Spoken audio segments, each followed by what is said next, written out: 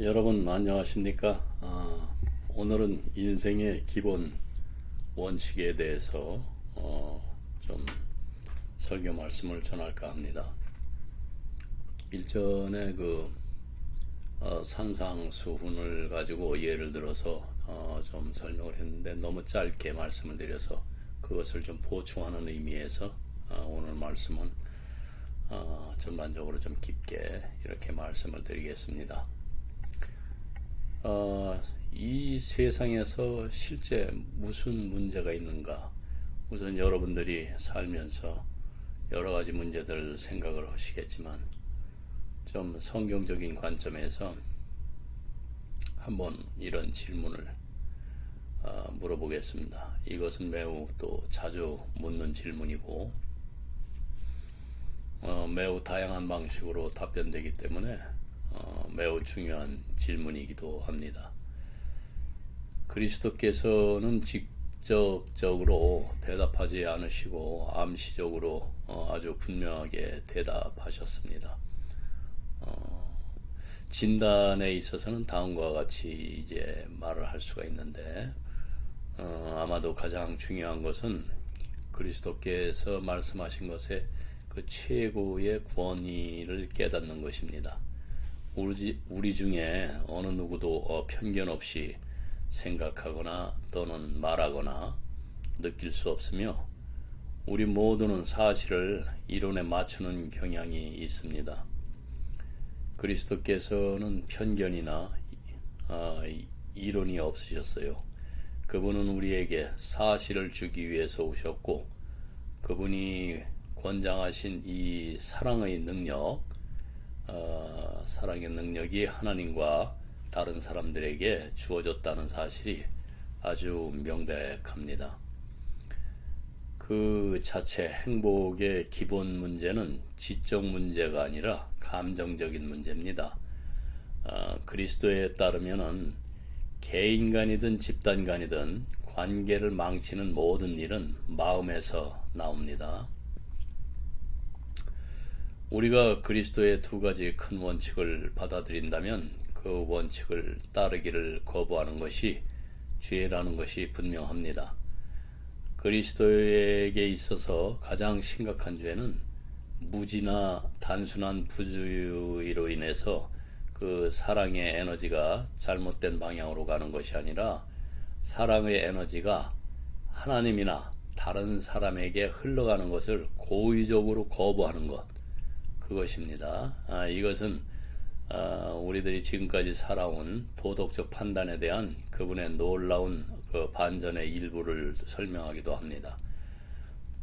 그분의 가장 큰 분노를 일으킨 것은 교만과 독선 그리고 타인에 대한 착취였습니다. 사실 그분은 자기애를 최대의 적으로 여겼어요. 요즘에 자기를 사랑해야 된다고 그러죠. 예, 자기를 물론 사랑해야 됩니다. 그 문제는 차후에 이야기를 하기로 하고 사람이 그분의 그 건설적인 사랑의 길을 따르려면은 이것을 우리가 인식하고 의도적으로 죽여야 하는 것이 바로 자기애입니다. 성경적인 관점에서는 조금만 생각해 보면은 그분의 통찰력이 얼마나 진실되었는지 우리에게 곧 드러날 것이고, 자기 사랑에서 비롯되지 않는 죄는 없지만은 가장 큰 피해를 입히고 또 가장 큰 고통을 초래하는 죄는 자기 사랑의 그 함량이 가장 높은 죄입니다. 그런 상황에서 그리스도의 시간은 짧았으며 또 단순한 그 증상을 다루는데 시간을 전혀 낭비하지 않으셨어요. 그분께서 관심을 두신 것은 마음의 동기와 그리고 태도, 즉 감정의 중심이었습니다. 그분께서 사람들에게 변화를 요구하신 것은 바로 이것이에요. 왜냐하면 내면의 영향이 하나님으로 이렇게 정리가 되면은 한순간이라도 마음의 외적 표현은 하나님과 일치합니다. 그리고 인생은 또 스스로를 또 돌보게 될 것이고요. 그러면은 하나님께서는 인간들이 어떤 종류의 사람이 되기를 원하셨나? 이걸 한번 생각을 또 안 해볼 수가 없죠. 그리스도께서는 진지하게 생각해 보면 마음에 큰 충격을 줄 수 있는 분명한 대답을 주셨어요. 그는 전통적인 어떤 가치와 야망을 완전히 우리 뒤집었지만은 많은 사람들은 현재 그 산상수훈 일전에 짧게 산상수훈에 대해서 설명을 드렸지만은 그 팔복이라고 불리는 것에 그 어떤 시적 형식과 이 절에 이게 불교를 믿는 분들도 이 산상수훈은 다 좋아하세요. 그래서 그 고풍스러운 언어, 즉 단어가 주는 그 뉘앙스 때문에 이 확실한 사실을 좀 다른 사람들이 놓치고 있습니다. 그러나 이 혁명적인 어떤 성격은 복이 있다. 이 복이 있다는 것은 완전히 공평하다는 뜻이라는 것도 또 의미합니다. 그래서 이 단어를 복이 있다라는 단어를 행복하다라는 단어로 대체해서 성경의 익숙한 어조를 바꾸어서 생각을 좀 자세히 표현을 하면은 즉시 우리가 그 뜻이 명백해집니다. 우리가 일반적으로 사실과 정의를 받아들이는 형식, 우리는 각 그 팔복을 수세기에 걸쳐서 세상 사람들의 그 어떤 일반적인 견해와 이렇게 대조를 해왔습니다. 그들의 실제 성격을 더욱 부각시킬 수 있는 것이고, 우리는 또 다음과 같이 이것을 이렇게 해석할 수가 있습니다. 오늘날 대부분의 사람들은 그 생각이 다음과 같습니다. 상대를 밀어내는 사람들은 행복해합니다. 왜 그러냐? 그들은 세상에서 성공하죠. 성공하려면 상대를 밀어내야 돼요. 그리고 또 완고한 자는 또 행복합니다. 왜 그러냐면 그들은 삶이 결코 자신들을 해치지 못하도록 하기 때문이죠. 네. 그리고 또 불평하는 사람은 행복합니다.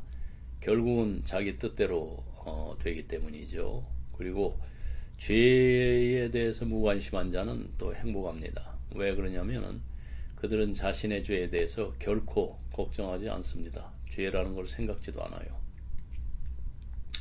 그리고 노예몰이를 하는 사람은 또 행복합니다. 이게 이제 왜냐하면 그들이 결과를 얻기 때문인데, 노예몰이라는 것은 착취를 하는 사람들이죠. 네. 그래서 세상에 또 지식 있는 사람들은 행복합니다.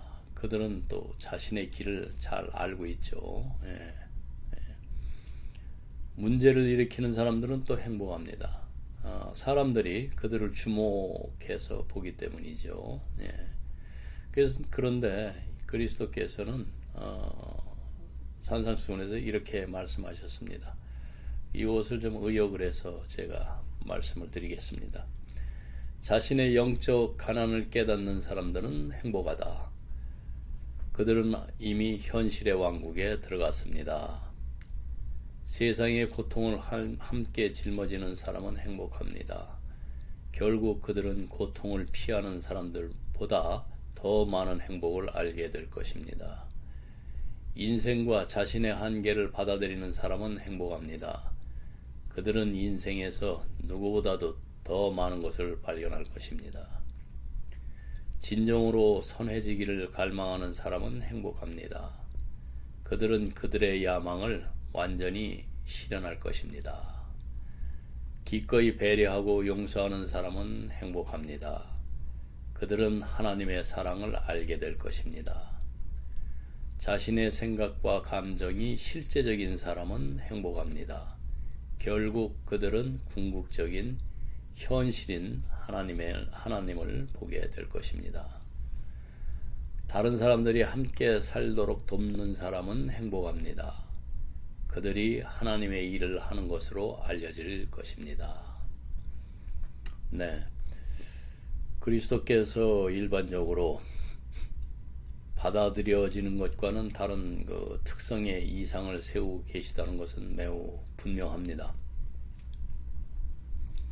그분은 삶의 목적과 협력한다고 말할 수 있는 인간의 그 특성을 개략적으로 설명하고 있어요.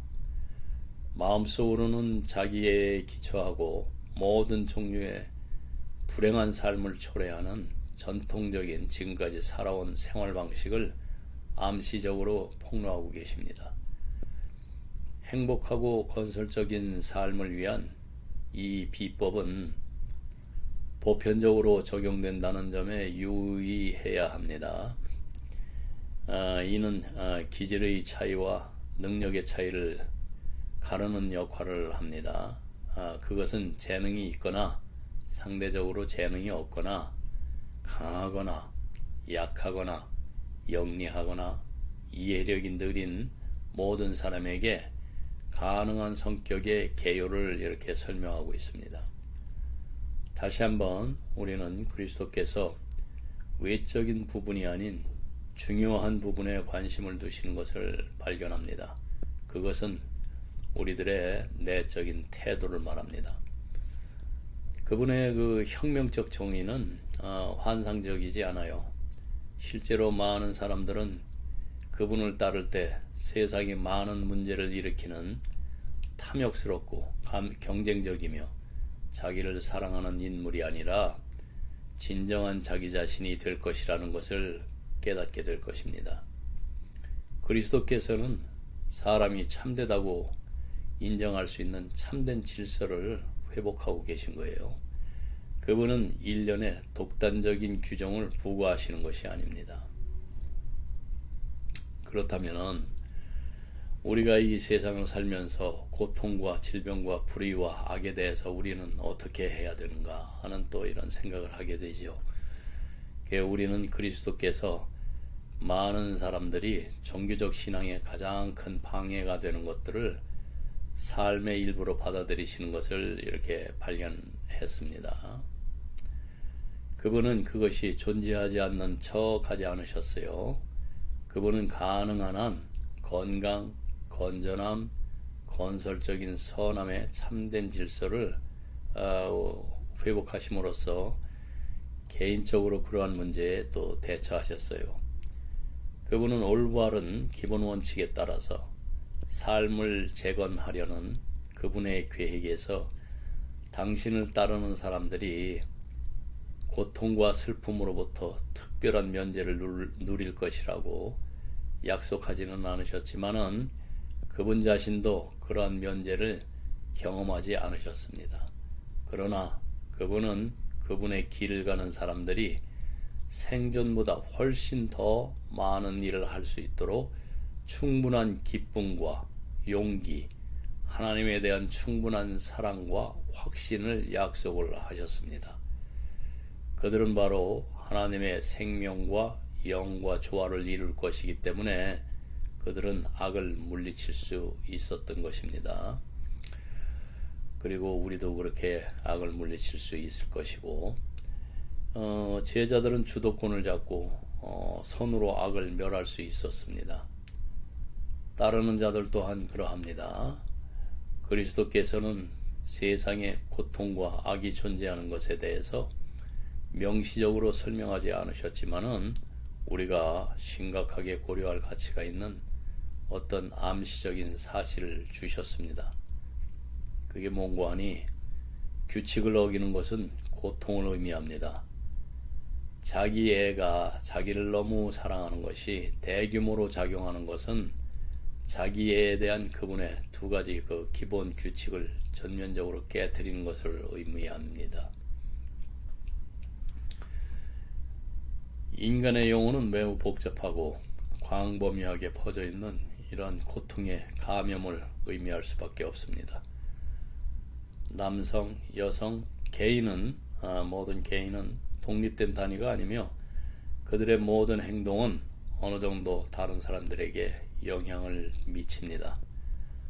하나님 중심이 아닌 자가 중심적인 수십억 명의 개인이 셀 수 없이 많은 행위의 결과를 증폭시키는 것은 합리적으로 세상을 파괴하고 있다고 생각할 수 있는 겁니다. 세상이 연루되어 있는 악랄한 죄로 고통받는 죽음의 고리에서 구출되는 유일한 길은 사람들이 그들의 삶의 중심을 하나님께 다시 맞추는 것밖에 없습니다. 그들은 그리스도께서 친히 나타내신 성품에 의도적으로 신뢰를 주며 하나님과 조화를 이루는 진정한 삶이 그분과 그분의 기본 원칙을 따르는 데 있음을 봄으로써 그렇게 할 수가 있는 것입니다. 그러므로 악과 고통의 문제에 대한 그 쉬운 대답은 없습니다. 그 해결을 위한 쉬운 길도 없습니다. 그러나 그리스도께서는 소수의 사람들이 새로운 삶의 방식에 충성하도록 함으로써 이 문제를 근본적이고 현실적으로 다루셨어요. 그분은 대부분의 사람들이 파괴의 위협을 안고 있는 지금까지 살아온 표준의 전통적인 그 넓은 길을 따라서 표류하고 있다고 말했습니다.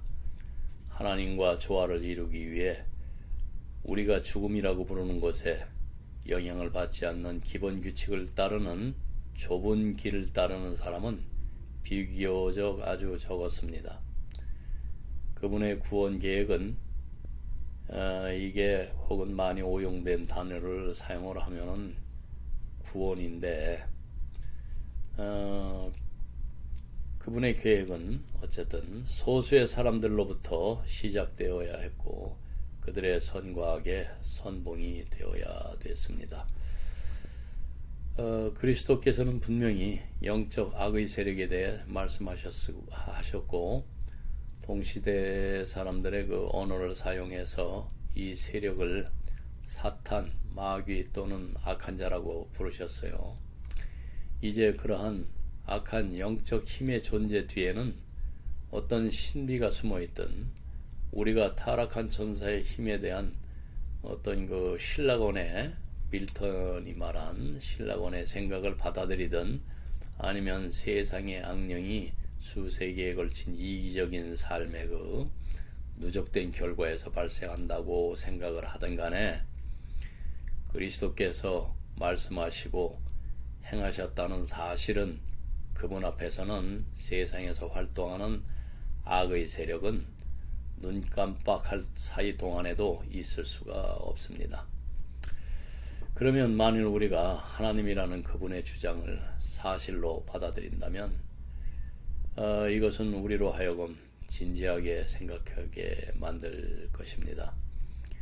우리는 현대에 너무 사상에 익숙해져서 악을 오류나 아니면 문명이 어떤 파편, 성장통이라고도 말하지만 또는 단순히 설명할 수 없는 어떤 문제로 간주해서 경제적인 문제 쪽으로 보든지 이렇게 사실상 세상에 활동하는 악의 영에 대해서 하나님 자신의 설명인 것을 쉽게 받아들이지를 못합니다.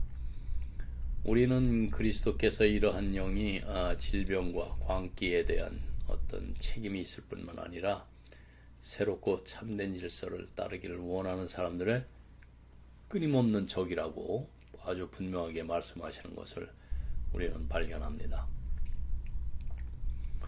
현대인은 완전한 설명을 갈망을 하고 모든 사실을 완전히 이해하지 않는 한 자신이 어떤 도덕적으로 구속되지 않는다고 이렇게 습관적으로 생각을 합니다. 그러므로 물론 비확인적인 어떤 불가지론이 만연해 있지요 지금. 그러나 인간이 되신 하나님이신 그리스도께서는 이 세상의 악한 세력의 그 기원과 활동에 대해서 사람들에게 완전한 설명을 주지 않으신 것 같습니다. 사실 현재 시공간 존재에서는 우리가 그것을 이해할 수 없을 수도 있습니다. 그러나 그분은 악을 단순한 선의 부재가 아니라 악으로 인식하셨어요. 그분은 가능한 한 어디에서나 악을 파괴하셨습니다. 그분은 악이 패배할 수 있는 노선을 지적하셨고 그러한 패배를 위해서 필요한 긍정적인 자원에 대해서 말씀하셨습니다. 이것에 대해서는 다음 시간에 우리가 고려해 보기로 하겠습니다. 오늘은 여기까지 하겠습니다. 기도하겠습니다.